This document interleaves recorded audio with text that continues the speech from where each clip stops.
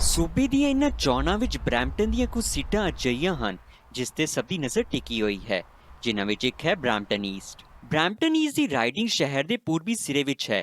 ਇਹ ਇੱਕ ਵੱਡੀ ਰਾਈਡਿੰਗ ਹੈ ਜਿਸ ਦੇ ਪੱਛਮ ਵੱਲ ਟੌਰਬਰਮ ਰੋਡ, ਉੱਤਰ ਵੱਲ ਮੇਫੀਲਡ ਰੋਡ ਅਤੇ ਪੂਰਬ ਵੱਲ ਹਾਈਵੇ 50 ਹੈ। ਤਾਂ ਇਹ ਸਟੀਲਜ਼ ਐਵੇਨਿਊ ਦੇ ਬਿਲਕੁਲ ਦੱਖਣ ਵੱਲ ਬਰੈਂਪਟਨ ਮਿਸੀਸਾਗਾ ਸਰਹੱਦ ਨਾਲ ਘਿਰਿਆ ਹੋਇਆ ਹੈ, ਜਿਸ ਵਿੱਚ ਉੱਤਰ ਪੱਛਮੀ ਕੋਨੇ ਵਿੱਚ ਇੱਕ ਛੋਟਾ ਜਿਹਾ ਹਿੱਸਾ ਵੀ ਸ਼ਾਮਲ ਹੈ ਜੋ ਮੇਫੀਲਡ ਰੋਡ ਅਤੇ ਸੈਂਡਲਵੁੱਡ ਪਾਰਕਵੇ ਦੇ ਵਿਚਕਾਰ ਬ੍ਰੈਮਲੀ ਰੋਡ ਤੱਕ ਫੈਲਿਆ ਹੋਇਆ ਹੈ। ਇੱਥੇ ਦੇ ਕੈਂਡੀਡੇਟਸ ਦੇ ਨਾਲ ਨਜ਼ਰ ਮਾਰੀ ਜਾਵੇ ਤਾਂ ਇੱਥੋਂ ਦੇ ਹਲਕੇ ਦੇ ਗੁਰਰਤਨ ਸਿੰਘ NDP ਦੇ ਉਮੀਦਵਾਰ ਹਨ। ਪ੍ਰੋਗਰੈਸਿਵ ਕੰਜ਼ਰਵੇਟਿਵ ਵੱਲੋਂ ਹਰਦੀਪ ਗਰੇਵਾਲ, ਲਿਬਰਲਸ ਵੱਲੋਂ ਜੰਨਤ ਗਰੇਵਾਲ ਅਤੇ ਗ੍ਰੀਨ ਪਾਰਟੀ ਤੋਂ ਜਮਾਲ ਬਲੈਕਵੁੱਡ ਚੋਣ ਲੜ ਰਹੇ ਹਨ। ਸਾਰੇ ਹੀ ਉਮੀਦਵਾਰ ਉਹਨਾਂ ਦੇ ਵੋਲੰਟੀਅਰਸ ਆਪਣੇ ਅਤੇ ਪਾਰਟੀ ਦੀ ਕਾਮਯਾਬੀ ਲਈ ਦਿਨ ਰਾਤ ਕੰਮ ਕਰ ਰਹੇ ਹਨ। ਸਾਰੇ ਹੀ ਜਿੰਨੇ ਵੀ ਦੇਖ ਰਹੇ ਆ ਓਮਨੀ ਟੀਵੀ ਦੇ ਦਰਸ਼ਕਾਂ ਨੂੰ ਮੇਰੇ ਵੱਲੋਂ ਪਿਆਰ ਭਰੀ ਸਤਿ ਸ਼੍ਰੀ ਅਕਾਲ। Thank you for having me on the show. The campaign has been very energising. ਬਹੁਤ ਹੀ ਐਨਰਜੀ ਮਿਲ ਰਹੀ ਹੈ ਲੋਕਾਂ ਤੋਂ, ਜਿੰਨੇ ਭਰ ਮੈਂ ਇਕੱਠ ਰੱਖ ਰਹੇ ਆ ਲੋਕ ਆਪੋ ਆਪਣੇ ਘਰੇ। ਅਤੇ ਕੰਜ਼ਰਵੇਟਿਵ ਪਾਰਟੀ ਦਾ ਅਤੇ ontario PC ਪਾਰਟੀ ਦਾ ਮੈਸੇਜ ਜਿਹੜਾ ਗਾਂਧੀ ਗਾਂ ਪ੍ਰਚਾਰ ਹੋ ਰਿਹਾ ਬਰੈਂਪਟਨ ਈਸਟ ਦੇ ਵਿੱਚ, ਇਹ ਅੱਗੇ ਵਾਂਗੂ ਨਹੀਂ ਹੈਗਾ। ਇਸ ਵਾਰ ਇੰਨੀ ਮੋਮੈਂਟਮ, ਇੰਨੀ ਐਨਰਜੀ ਆ ਰਹੀ ਮਿਲ ਰਹੀ ਹੈ ਸਾਨੂੰ ਲੋਕਾਂ ਤੋਂ, ਅਤੇ ਉਸ ਚੀਜ਼ ਦਾ ਅਸੀਂ ਬਹੁਤ ਬਹੁਤ ਧੰਨਵਾਦੀ ਹਾਂ। ਸਭ ਤੋਂ ਪਹਿਲਾਂ ਸਾਰਿਆਂ ਨੂੰ ਪਿਆਰ ਭਰੀ ਸਤਿ ਸ੍ਰੀ ਅਕਾਲ। ਮੇਰਾ ਨਾਮ ਗੁਰਰਤਨ ਸਿੰਘ ਹੈ। ਮੈਂ ਤੁਹਾਡਾ ਬਰੈਂਪਟਨ ਈਸਟ ontario NDP ਉਮੀਦਵਾਰ। ਜਦੋਂ ਅਸੀਂ ਡੋਰ ਨੌਕਿੰਗ ਕਰਦੇ ਹਾਂ, ਲੋਕ ਸਾਨੂੰ ਦੱਸ ਰਹੇ ਕਿ ਦੋ ਮੇਨ ਮੁੱਦੇ ਨੇ ਬਰੈਂਪਟਨ ਦੇ ਵਿੱਚ। ਸਭ ਤੋਂ ਪਹਿਲੀ ਗੱਲ ਇਹੀ ਹੈ ਕਿ ਇੱਕੋ ਹੀ ਸ਼ਹਿਰ ਹੈ ਸਾਰੇ ਦੇਸ਼ ਦੇ ਵਿੱਚ ਜਿੱਥੇ 7 ਲੱਖ ਤੋਂ ਜ਼ਿਆਦਾ ਬੰਦੇ ਰਹਿੰਦੇ ਹਨ, ਪਰ ਸਾਡੇ ਕੋਲ ਸਿਰਫ ਇੱਕ ਹਸਪਤਾਲ ਇਹੀ ਬਰੈਂਪਟਨ ਹੈ। ਇਹ ਬਹੁਤ ਗਲਤ ਚੀਜ਼ ਹੈ, ਇੱਦਾਂ ਨਹੀਂ ਹੋਣਾ ਚਾਹੀਦਾ। ਅਤੇ ਦੂਸਰੀ ਗੱਲ ਹੈ ਕਿ ਸਾਡੀ ਕਾਰ ਇੰਸ਼ੋਰੈਂਸ ਰੇਟ ਸਭ ਤੋਂ ਮਹਿੰਗੀ ਹੈ ਸਾਰੇ ਦੇਸ਼ ਦੇ ਵਿੱਚ। Okay, ਪਹਿਲਾਂ ਪਿਆਰ ਭਰੀ ਸਤਿ ਸ਼੍ਰੀ ਅਕਾਲ and namaste and hello to everyone watching. Thank you so much Omni Channel for having me today. The campaign is going very well. ਬਹੁਤ ਵਧੀਆ ਚੱਲਦਾ ਆ। Every day ਆਪਾਂ door knocking ਜਾ ਰਹੇ ਆ। ਇਸ long weekend ਦੇ ਵਿੱਚ ਆਪਾਂ ਸਾਰਾ vote pull ਕੀਤਾ ਆ Gore area ਦੇ ਵਿੱਚ, ਤੇ ਬਹੁਤ ਵਧੀਆ response ਮਿਲ ਰਿਹਾ ਆ। Well, thank you, Tarun, for having me. Actually, it's been going good. You know, of course, there's the challenges because there's a lot of language barriers. However, I understand within some cultures, it's to show respect and to show appreciation, one must put their hands together and bow. And you know, at the same time, if I can't convey my message to them, I just provide them a pamphlet and I just show appreciation and respect to bow. Even when I leave pamphlets at the door, if they don't answer, I still show appreciation and bow to the homes because I also know that's showing respect. Brampton East ਸ਼ਹਿਰ ਦਾ ਤੇਜ਼ੀ ਨਾਲ ਅੱਗੇ ਵਧ ਰਿਹਾ ਹਿੱਸਾ ਹੈ ਅਤੇ ਇੱਥੇ ਵੱਡੀ ਗਿਣਤੀ ਵਿੱਚ ਦੱਖਣੀ ਏਸ਼ੀਆਈ ਭਾਈਚਾਰਾ ਰਹਿੰਦਾ ਹੈ। ਸਟੈਟਸ ਕੈਨੇਡਾ ਦੇ ਆંકੜਿਆਂ ਮੁਤਾਬਿਕ ਰਾਈਡਿੰਗ ਵਿੱਚ 2016 ਅਤੇ 2021 ਦੇ ਵਿਚਕਾਰ 9,677 ਨਵੇਂ ਨਿਵਾਸੀ ਸ਼ਾਮਲ ਹੋਏ ਹਨ। 2011 ਤੋਂ ਲੈ ਕੇ ਬਰੈਂਪਟਨ ਈਸਟ ਨੇ ਲਗਭਗ 32,000 ਨਵੇਂ ਨਿਵਾਸੀਆਂ ਨੂੰ ਜੋੜਿਆ ਹੈ, ਜਿਸ ਨਾਲ ਇਹ ਪਿਛਲੇ 10 ਸਾਲਾਂ ਵਿੱਚ ਬਰੈਂਪਟਨ ਵੈਸਟ ਤੋਂ ਬਾਅਦ ਦੂਜੀ ਸਭ ਤੋਂ ਤੇਜ਼ੀ ਨਾਲ ਵਧਣ ਵਾਲੀ ਰਾਈਡਿੰਗ ਬਣ ਗਈ ਹੈ। ਸਥਾਨਕ ਲੋਕਾਂ ਨਾਲ ਗੱਲ ਕਰਦੇ ਪਤਾ ਲੱਗਦਾ ਹੈ ਕਿ ਬਰੈਂਪਟਨ ਈਸਟ ਦੇ ਨਿਵਾਸੀਆਂ ਲਈ ਵੀ ਸਿਹਤ ਦੇਖਭਾਲ ਸਭ ਤੋਂ ਵੱਡਾ ਮਾਮਲਾ ਰਿਹਾ ਹੈ। ਜਦੋਂ ਸਿਹਤ ਸੰਭਾਲ ਖਰਚਿਆਂ ਅਤੇ ਬੁਨਿਆਦੀ ਢਾਂਚੇ ਦੀ ਗੱਲ ਆਉਂਦੀ ਹੈ ਤਾਂ ਪੂਰਾ ਸ਼ਹਿਰ ਨੇ ਲੰਬੇ ਸਮੇਂ ਤੋਂ ਵਿਚਲਿਤ ਰੱਖਿਆ ਗਿਆ ਹੈ। ਸਾਲ 2019 ਵਿੱਚ ਸਿਟੀ ਕਾਉਂਸਲ ਨੇ ਸਿਹਤ ਸੰਭਾਲ ਐਮਰਜੈਂਸੀ ਦਾ ਐਲਾਨ ਵੀ ਇਸ ਇਲਾਕੇ ਵਿੱਚ ਹੀ ਕੀਤਾ ਸੀ। ਕੈਂਡੀਡੇਟਸ ਨੇ ਭਰੋਸਾ ਜਤਾਇਆ ਹੈ ਕਿ ਉਹਨਾਂ ਨੂੰ ਸੱਤਾ ਵਿੱਚ ਆਉਣ ਦਾ ਮੌਕਾ ਮਿਲਦਾ ਹੈ ਤਾਂ ਹੈਲਥ ਸੈਕਟਰ 'ਤੇ ਤਵੱਜੋ ਦਿੱਤੀ ਜਾਵੇਗੀ।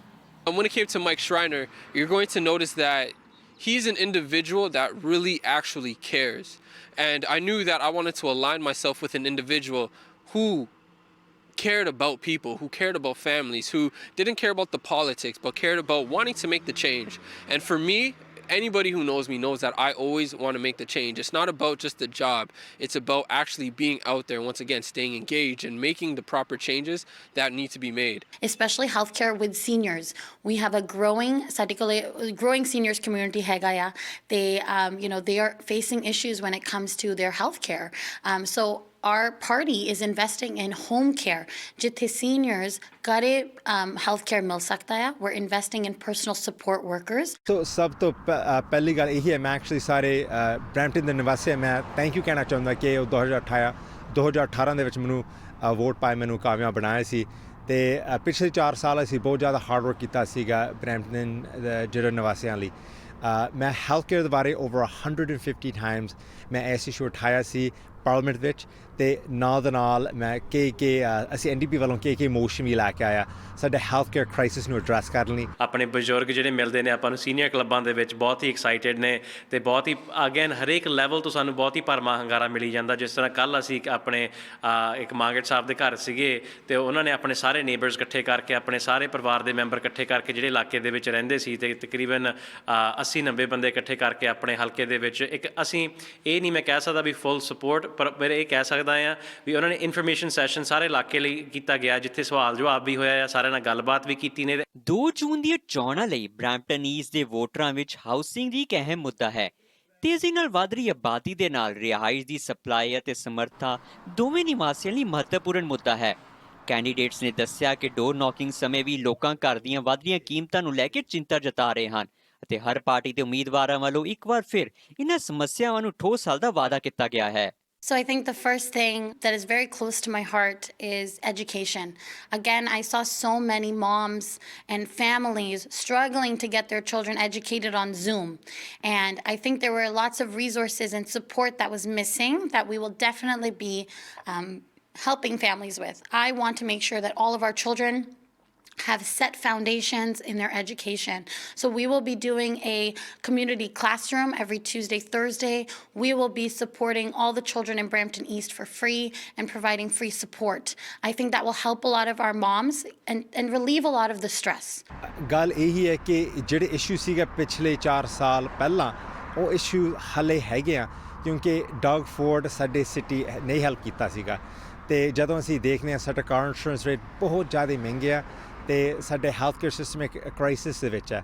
ਸੋ ਤਾਂ ਹੀ ਅਸੀਂ NDP ਵੱਲੋਂ ਇਹ ਅਸੀਂ ਵਾਅਦਾ ਕੀਤਾ ਕਿ ਸਾਡੀ ਸਰਕਾਰ ਅਸੀਂ ਬਰੈਂਪਟਨ ਦੇ ਵਿੱਚ ਅਸੀਂ 3 ਹਸਪਤਾਲਸ ਬਣਾਵਾਂਗੇ ਤੇ ਅਸੀਂ ਪੋਸਟ ਕੋਡ ਡਿਸਕ੍ਰਿਮੀਨੇਸ਼ਨ ਇਹ ਜਿਹੜਾ ਗਲਤ ਪਾਲਿਸੀ ਹੈ ਕਿ ਸਿਰਫ ਸਾਡੇ ਰਿਹਾਇਸ਼ ਕਰਕੇ ਉਸ ਨੂੰ ਜ਼ਿਆਦਾ ਚਾਰਜ ਕਰਦੇ ਹਾਂ ਕਾਰ ਇੰਸ਼ੋਰੈਂਸ ਦੇ ਵਿੱਚ ਅਸੀਂ ਇਹ ਪਾਲਿਸੀ ਅਸੀਂ ਖਤਮ ਕਰਾਂਗੇ ਤੇ ਅਸੀਂ ਇੱਦਾਂ ਇੱਕ ਸਿਸਟਮ ਬਣਾਉਣਾ ਜਿੱਥੇ ਤੁਹਾਡੇ ਕਾਰ ਇੰਸ਼ੋਰੈਂਸ ਤੁਹਾਡੇ ਰੈਕੋਰਡ ਦੇ ਹਿਸਾਬ ਨਾਲ ਹੈ ਨਾ ਕਿ ਤੁਹਾਡੇ ਰਿਹਾਇਸ਼। ਇਹ ਬਰੈਂਪਟੋਨੀਅਨਸ ਵਾਸਤੇ ਲਗਭਗ $2000 ਹਰ ਸਾਲ ਬਚੂਗੀ ਜੇ ਅਸੀਂ ਇਹ ਪਾਲਿਸੀ ਲੈ ਕੇ ਆਉਂਦਾ। ਸਭ ਤੋਂ ਪਹਿਲਾਂ ਤਾਂ ਅਹਿਮ ਮੁੱਦਾ ਸੀਗਾ ਆਪਣੇ ਕਮਿਊਨਿਟੀ ਪੁਲਿਸਿੰਗ ਦਾ ਤੇ ਪੁਲਿਸ ਸਟੇਸ਼ਨ ਦਾ ਜਿਹਦੇ ਉੱਤੇ ਮੈਂ 100% ਪ੍ਰੋਮਿਸ ਕੀਤੀ ਹੈ ਸਾਰੀ ਕਮਿਊਨਿਟੀ ਦੇ ਨਾਲ ਵੀ ਆਪਾਂ ਆਪਣੇ ਹਲਕੇ ਦੇ ਵਿੱਚ ਇੱਕ ਪੁਲਿਸ ਸਟੇਸ਼ਨ ਜਾਂ ਫਿਰ ਇੱਕ ਸਰਵਿਸ ਸਟੇਸ਼ਨ ਜਿਹੜਾ ਆ ਉਹ ਜ਼ਰੂਰ ਡਿਲੀਵਰ ਕਰਵਾਵਾਂਗੇ ਆਪਣੇ ਪ੍ਰੋਵਿੰਸ਼ੀਅਲ ਗਵਰਨਮੈਂਟ ਤੋਂ। ਤੇ ਇਸ ਤੋਂ ਇਲਾਵਾ ਆਪਣੇ ਜਿਹੜੀ ਗੱਲ ਕਰਦੇ ਹਾਂ ਵੀ ਬਰੈਂਪਟਨ ਦੀ ਮੰਗਾਂ ਕੀ ਸੀਗੀਆਂ ਤੇ ਮੰਗਾਂ ਕਿਹੜੀਆਂ ਪੂਰੀਆਂ ਕੀਤੀਆਂ ਗਈਆਂ ਨੇ। ਤੁਸੀਂ ਸਾਰਿਆਂ ਨੇ ਪ੍ਰੀਮੀਅਰ ਡਗ ਫੋਰਡ ਨੂੰ ਪਿਛਲੀ ਇਲੈਕਸ਼ਨ ਦੇ ਵਿੱਚ ਆਪਣੀ ਆਵਾਜ਼ ਬਣ ਕੇ ਉਹਨਾਂ ਨੂੰ ਅੱਗੇ ਕੀਤਾ ਆ ਤੇ ਪ੍ਰੀਮੀਅਰ ਡਗ ਫੋਰਡ ਆਪਣੇ ਪ੍ਰੀਮੀਅਰ ਬਣੇ ਨੇ ਜਿੱਤੇ ਨੇ ਤੇ ਉਹਨਾਂ ਨੇ ਡਿਲੀਵਰ ਕੀ ਕੀਤਾ 4 ਸਾਲਾਂ ਦੇ ਵਿੱਚ। ਬਰੈਂਪਟਨ ਨੇ ਹਸਪੀਟਲ ਮੰਗਿਆ ਸੀ ਤੇ ਪ੍ਰੀਮੀਅਰ ਨੇ second hospital for Brampton deliver ਕਰ ਦਿੱਤਾ। ਬਰੈਂਪਟਨ ਨੇ ਯੂਨੀਵਰਸਿਟੀ ਮੰਗੀ ਸੀ ਨਾ ਕਿ ਵੀ ਆਪਾਂ ਸਿਰਫ ਇੱਕ ਡਿਪਲੋਮਾ ਯੂਨੀਵਰਸਿਟੀ ਦੀ ਗੱਲ ਕਰੀਏ। ਪਹਿਲੀ ਵਾਰੀ ਹੋ ਰਿਹਾ 100 ਸਾਲਾਂ ਦੇ ਵਿੱਚ ਜਿੱਥੇ ਕਿ ਇੱਕ ਮੈਡੀਕਲ ਯੂਨੀਵਰਸਿਟੀ ਬਣ ਰਹੀ ਆ ਹੁਣ ਡਾਊਨਟਾਊਨ ਬਰੈਂਪਟਨ ਦੇ ਵਿੱਚ ਉਹ ਵੀ ਰਾਇਰਸਨ ਯੂਨੀਵਰਸਿਟੀ ਵੱਲੋਂ ਜੋ ਕਿ ਟੋਰਾਂਟੋ ਮੈਟਰੋਪੋਲੀਟਨ ਯੂਨੀਵਰਸਿਟੀ ਹੁਣ ਬਣ ਚੁੱਕੀ ਆ। ਮਹਿੰਗਾਈ ਦੀਆਂ ਚਿੰਤਾਵਾਂ ਤੋਂ ਇਲਾਵਾ ਲੋਕ ਰੋਜ਼ਗਾਰ ਦੇ ਨਵੇਂ ਮੌਕਿਆਂ ਤੱਕ ਪਹੁੰਚ ਪਬਲਿਕ ਟਰਾਂਸਪੋਰਟ ਵਿੱਚ ਵਾਧੇ ਸਾਰੇ ਦਿਨ ਚੱਲਣ ਵਾਲੀ ਗੋ ਟ੍ਰੇਨ ਸੇਵਾ ਦੀ ਵੀ ਮੰਗ ਕਰ ਰਹੇ ਨੇ। ਜ਼ਿਕਰਯੋਗ ਹੈ ਕਿ ਬਰੈਂਪਟਨ ਹੀ ਸ਼ਹਿਰ ਦੇ ਲੌਜਿਸਟਿਕਸ ਅਤੇ ਮੈਨੂਫੈਕਚਰਿੰਗ ਸੈਕਟਰ ਦਾ ਗੜ੍ਹ ਮੰਨਿਆ ਜਾਂਦਾ ਹੈ। ਕੰਜ਼ਰਵੇਟਿਵਸ ਲਈ ਹਾਈਵੇ 413 ਚੋਣਾਂ ਦਾ ਇੱਕ ਅਹਿਮ ਮੁੱਦਾ ਬਣਿਆ ਹੋਇਆ ਹੈ।